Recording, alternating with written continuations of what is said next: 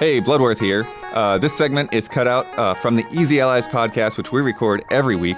You can catch full episodes on Sunday mornings, or if you become a patron at $5 and up, you can get early access and get those on Fridays.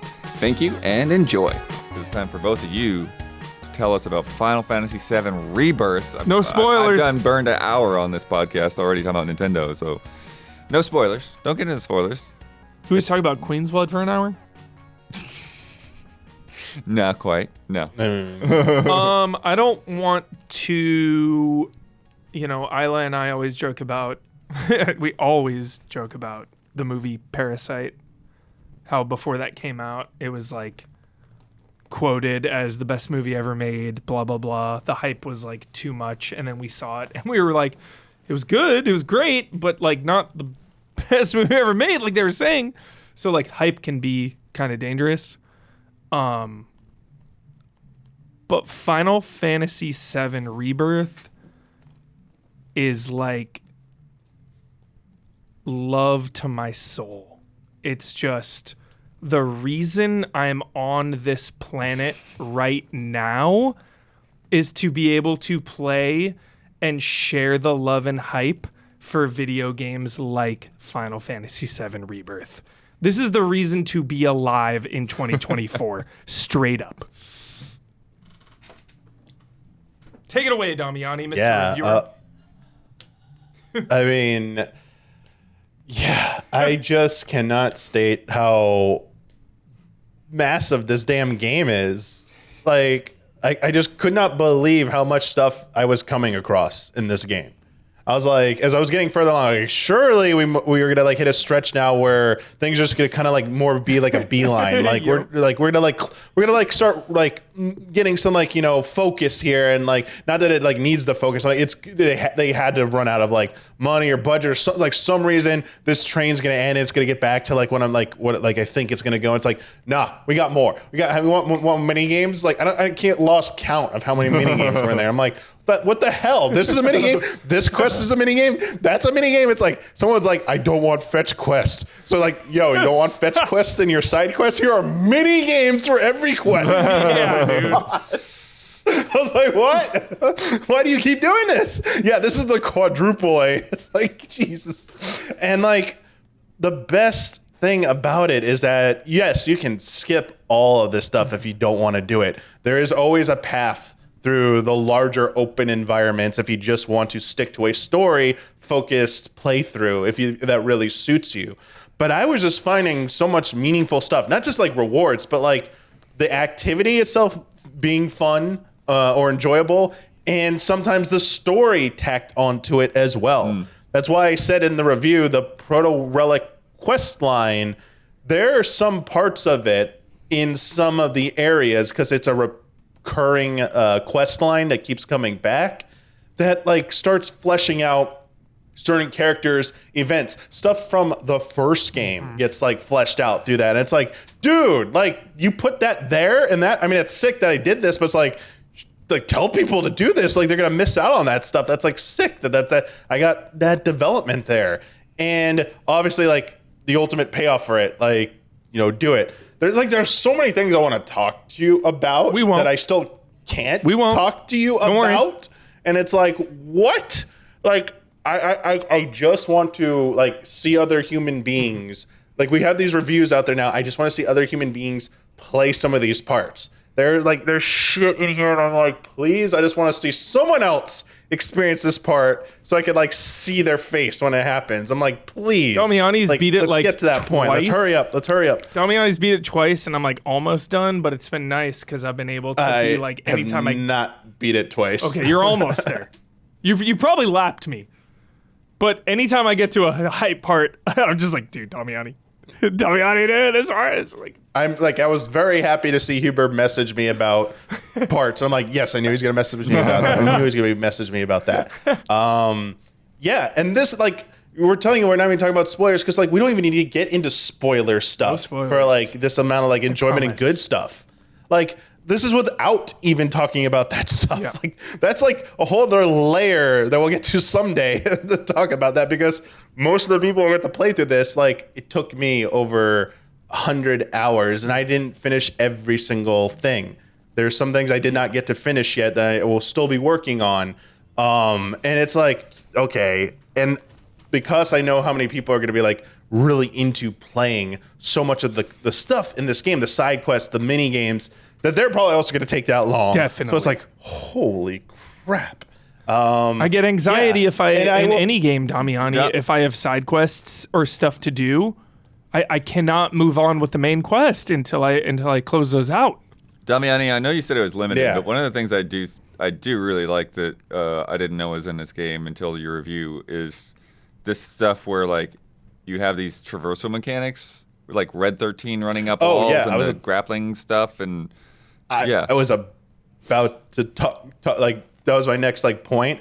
If looking for places like where they could go further, you know, gameplay wise, that would like I would like to see more of going like further is expanding upon those like the character specific traversal mechanics they added in here, because they're only utilized in certain parts. That's all I'll say. They're not like persistent throughout the entirety of the game.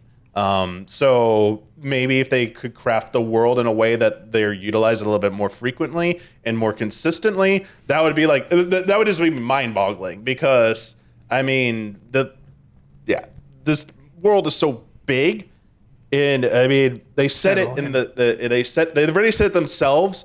I'm saying seamless. They're not joking. Like I cannot state it's like it is seamless. Holy crap. Like I understand the image quality is coming up a lot in performance mode. They obviously did that in recent patch. Yeah. Seems like graphics mode got a nice touch up from that. I will but say, performance mode, yep. I do see people asking for a little bit more from that, because there's still time before the release for maybe to push one more update out to maybe try and do that. You talked about it too, Hubert, behind the scenes with me. The floating, the objects, the unrealness, the kicking up objects like from Remake is back. Like, so debris and stuff like knocking it all over the place. Like that's still there. I will say, because I'm always performance mode, well, 9.9 out of 10 times, I will say performance mode has been running like a dream, but also I've noticed it's one of the biggest visual downgrades from a quality mode to a performance mode. Like when you compare them side by side, like graphics mode looks really, really good. Performance takes a hit visually, but it runs like a dream. So it's just what you prioritize. Like again, I personally think, for my eyes, 60 frames just looks better because of the way it's running and everything. Like maybe if you look at the pixels and like if you're just still, obviously graphics looks better. But in motion, like the graphics mode kind of gives me a headache because it's just like. But if you stand still, like visually, it looks way better than performance mode. It definitely takes a hit. I do think potentially that this is something that the PC version and or this on PS5 Pro is gonna more fully realize the technical aspects of this. Again, like I did not watch the state of play till after I finished the game, because I tried watching like 10 seconds of it when I was in the middle of playing this game, and I was like, wait, was like 50, 60 hours in the game. First 10 seconds state of play spoiled me. Like, what the shit? I was like, wait, what? Oh, yeah. I was like, I'm like 60 hours in the game. I'm safe to watch this, right? No, I'm not. I'm like, shit, I'm waiting till I finish this game. And that makes it worse sometimes too. Like sometimes you can watch something, you know, before the fact and just it just flies over your head. But if you're in the game and it's like, what? That was it, Blood. Yeah. It was 100% that, because I'm like, oh, I know more. Like I have more context. I'm like, nope. Stop. But yeah, like the performance. Go back to the performance thing, because it's set in the state of play. They emphasize that the world is seamless, and it's like I didn't realize that to a certain point later in the game, and I'm like, oh, okay, this is probably why some of the technical aspects of the game are like being held back, because this is like. It's not just one giant environment, it's multiple. It's like, oh, okay, maybe that's it. Obviously, you know, they're doing some like, you know, zoning things, so like everything's like probably like not loading at once, obviously, but that I get why that like some of it is maybe being held back by that, because it's not like probably the biggest environments. It's still very like, and so there's so much going on in it, I feel like. And I do feel like the PC version, PS5 Pro version performance modes, I would wager that you're going to see the image quality naturally, but like maybe potentially drastically like just be better in those on top of like running. And additionally, the graphics mode benefiting from that as well. And I think the thing I noticed most about image quality was that like it did look like things were like a little bit like blurry. Like the image quality is like a little bit blurry is like the best way to put it. That like close-ups of characters' faces from like not from a close-up, but like when they're just running across fields or in town walking, when it's not a cutscene where they clearly are doing a little bit more under the hood, but just like natural gameplay, traversal or battle, their faces and features looked a little blurry.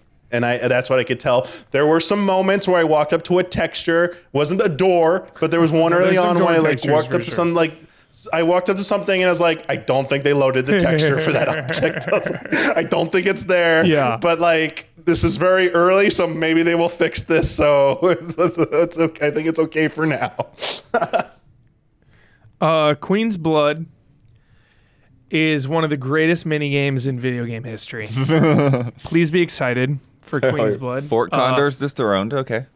Dude, Fort Condor, also one of the greatest mini games of all time, and Queen's Blood is the Proto Relic just Fort Condor, or is it different? No, different. It has I will say this. Separate. It's a unique set of mini games per region for that quest line.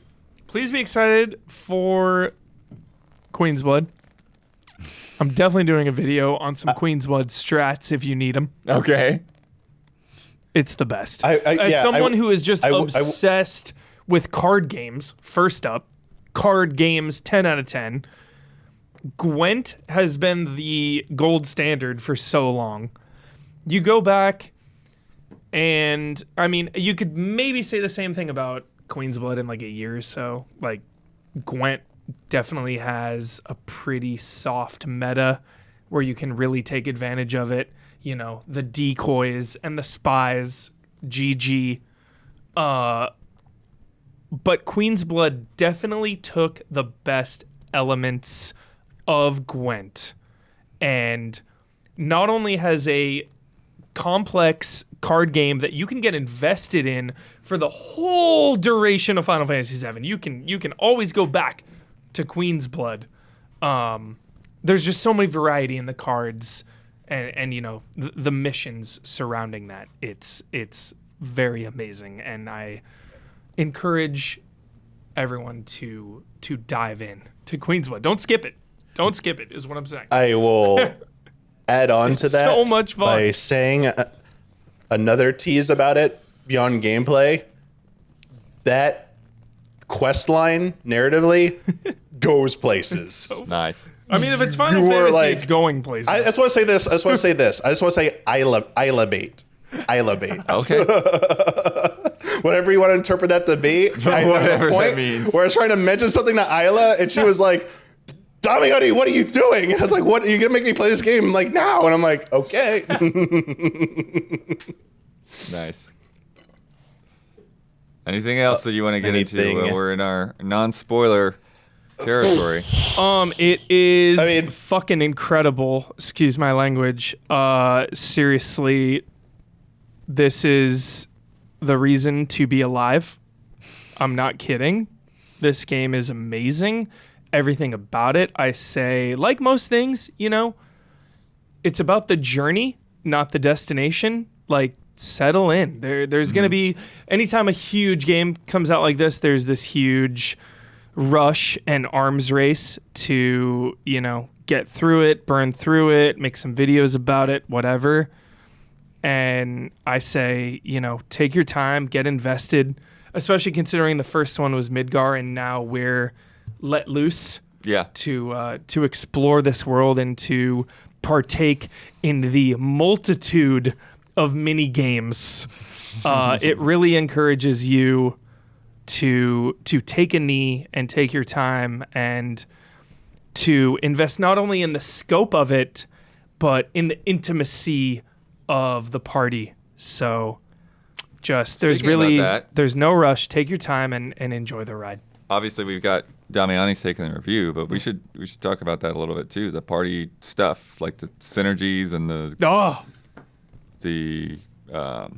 bonds little board. The bonds are incredible. I mean, it just encourages you on every step of the way, whether it's by player choice or their choice, both. They are giving you a character to control to make you more invested in them, or you're using other characters in combat to level up one of their weapons you found, or maybe you're locked out of choosing your party, so it's like, hey, you can use these 3 or 4 people. Every step of the way, the game is guiding you to use and engage with every single party member, and it just makes everything more impactful and meaningful because of it. Yeah, one of the best things also is the synergy, how it mechanically works, because this battle system is, a very good battle system, but I do see some people who struggle to maybe grasp it at first, trying to treat it like an action game when it is meant to be a modern reinterpretation of the turn-based system where you need to jump between controlling your different characters. So synergy further encourages you to do that, because to build up to a synergy, you need to be using multiple characters to build up like their synergy meter. So you'll see actively like, oh, they're lacking a single bar. I need to switch over to them. So it's like another further kind of like nudge of like, hey, don't forget you have other party members and they have different utilities, and that they definitely complement it. Like, I'll say like some of the same bread and butter stuff is still there. Like when you stagger an enemy, you want Tifa going to town, building up that like increasing the stagger damage. Stagger to like, master. I had that 300 plus damage like the same way in Remake. I used that same strat and like was like thrilled that it was back. But there are other ways to do that now. But also, just getting like Red 13, Kate Sith. It is. In game, they say Kate Sith. They say it multiple times. It's Kate Sith in game. Multiple. So I checked before we sent that script out. Yeah. Kate Sith is probably the most unique, controlling of them with their Kate Sith mechanics. has a drop kick, so hard aim, dude. Let's go. Yeah. They have like their normal, like you play as them in their like their cat form, and then they can like one of their skills, the ATB bars, summons the white thing, the cat, whatever the thing is, like the Moogle looking, whatever it is, below them, and then you can like dismount and then remount, and it's like, oh crap, like this is weird. It was so weird at first, but like I was like, this feels way different than anything else I was playing, which is like just great that all of them feel different like that. And then like Red 13 with like their kind of like vengeance meter, where they have these skills that can be unleashed when they activate it, and then they'll get skills that will like they buff or unlock or do something on like revenge. I wanted to say revengeance. It's vengeance. There's no revengeance. There we go. But Part 3, it's Final a different way Fantasy of VII, thinking. Revengeance. Oh god, they call it that. I'd be amazed, but nah. But yes, I mean, they like just stuff like that where they're just encouraging you to play as the different characters. It's to the point where I was like felt bad. I was like, I've been like using this party for a while. I want to like change it up. Let's get someone else in there. Yeah, definitely felt like that need. But also the game does a very good job of kind of in certain points. Making you mix up. You don't have a choice at some points. At some points, you will be thrown with different groups of people. So they kind of like, that's kind of like the guiding tutorial part in some areas where it's like, try out this composition, see how it plays. Oh, as the story dictates. So I think they did a good balancing. And there was never a part where I was like, God damn it, I don't have this character. It was like, shit. It's like, oh no, I get to, maybe I haven't used this combination before. Let's try it out. It's fun. I did think about you. A couple times, because we famously in my brain, at least, famously in my reality, we always talked about The Witcher 3 side quests. Yeah. And how I was like, dude, I got to do them all. Right. And then you were like, no, dude, if it doesn't feel right to like grind all those out, just like naturally feel it out. You got to move on. Like they're there for access, but you're not supposed to do all of them, and like that's a fun video game debate. It's like, if all this content is here, are you supposed to do it all? Or is it all here for you to engage with on like an RP level for what feels right? Well, you go somewhere and there is something to do, but that Yes. doesn't necessarily mean you have to go everywhere. I still think about this, Blood. I will say, for Final Fantasy VII Rebirth, and I did look at some of the reviews and some of the takes of it, was that some of the repeated open world activities can be a little fatiguing. Yeah. And if there's one thing, only one, that I'll criticize about Final Fantasy VII Rebirth, it would probably be that I play a lot of open world games, and like it is really hard to get that balance of focused, high stakes momentum for the storyline in an open world versus like, okay, let me, hey, the world's ending, but let me go do, 20 side quests type thing. There are a lot of points of interest that you kind of do throughout each zone you get to. So like, that did get a little fatiguing, but also on the flip side, it always felt rewarding. So it was kind of this give and take of like, all right, we have the open world distractions and the payoffs and the XP and the story stuff is fun, but also like, before moving on to the main quest, I'm doing a lot of these. Like, it's giving me access to so many. If maybe it gave me access to like a little bit and then story mission and then back to more access, that would have been a little better, instead of like, all right, here's like, no joke, 10 plus hours of optional stuff to have fun. It did feel a little kind of disjointing with the pace. Depending on how you play, though. Yeah. You could just move on when it feels right, and that's that. But I'm always, enticed to be a completionist when it comes to specific side quests that tie into the story. So that's just one. That's literally the only maybe criticism I have of this 10 out of 10 video game. Damiani, anything else you want to add? You think we should move on and save the rest for another time? Yeah, please hurry up and Spoiler beat mode, it, baby. so we can talk about spoilers. Spoiler please. mode. Please. I need to talk to some people about some stuff. I'm ready. Please. Tonight, Please. DLDM you tonight. Absolutely.